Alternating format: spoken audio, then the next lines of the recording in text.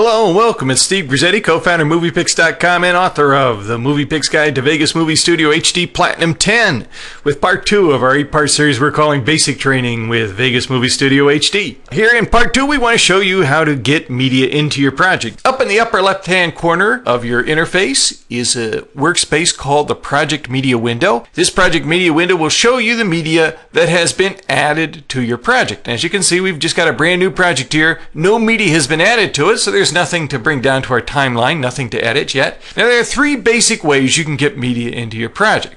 Number 1, you can capture it. Number 2, you can download it. And number 3, you can import it. Now to import media, this is media that's already on your hard drive, on your computer's hard drive. You simply click on this button right up here, Import Media. Click on that and it opens up a browse screen. Now there are other ways to import media that's already on your hard drive. This is just one of them. It's probably the simplest, and that is to import it. And I can just select one, or I can hold down the Shift key. I can select a whole bunch of them here, and when I click Open, that media is brought into my project. And there it is. Now these clips are in my media panel, my project media panel. I can grab them and use them in my project now. By the way, there are tools right here on the project media panel to preview them. Just in case I want to take a look at them, I can click on this play button here, and here in the trimmer window I can preview some of the clips.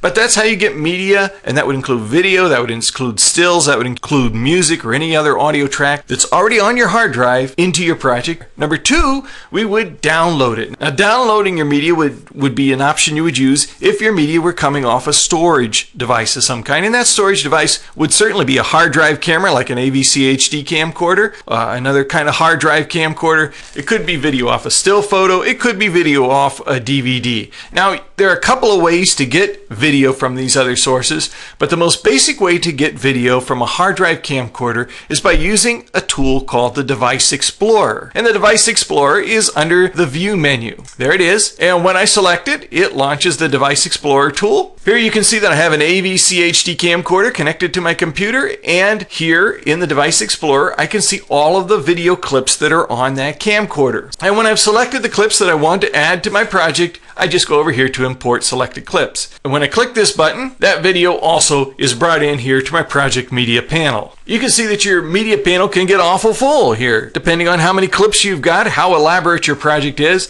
There are media bins here. These are like subfolders that you can create, store your media inside those, and that way it's a little easier to manage. There are also optional views in here, so you can look at your media as a list like this, as opposed to looking at little thumbnails. Lots of ways to manage your media in the project media panel. Again, it's all in the book. I kind of prefer to keep it in thumbnail view here and use the media bins.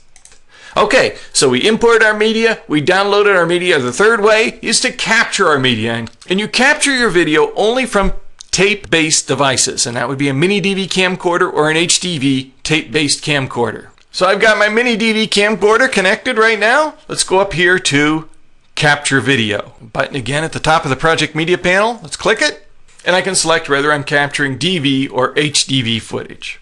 Select DV because I'm capturing video from my mini DV camcorder.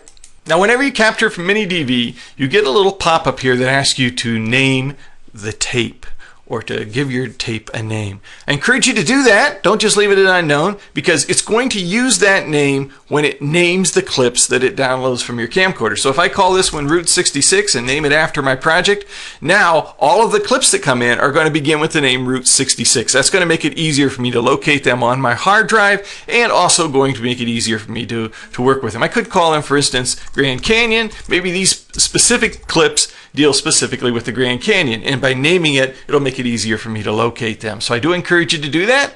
And this is my traditional capture area. If I were to capture, I can use these controls here to play my tape. And as I preview my tape, I can select an area that I want to capture, and if I want to capture it, I simply click Capture Video.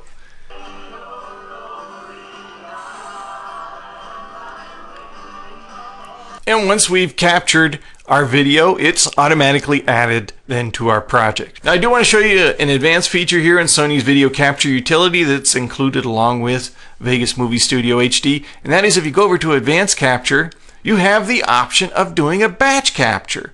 Now, I don't want to go into too much detail here. I show you how to do this in the book, of course. But with a batch capture, you don't have to capture there in real time. You don't have to sit by the computer as you capture. You can just mark spots on your tape and say, capture from here to here, and then walk away. The computer and the program will automatically do the capture for you based on the start and stop points that you've indicated, and will automatically capture the tape while you go have a cup of coffee or something. And so there you go. 3 ways to get the media, and again, that would include video, still photos, graphics, music, and other audio into your project so you begin editing. And that's what we're going to do in part 3. When you come back, we'll show you some basic editing here in the Vegas Movie Studio HD workspace.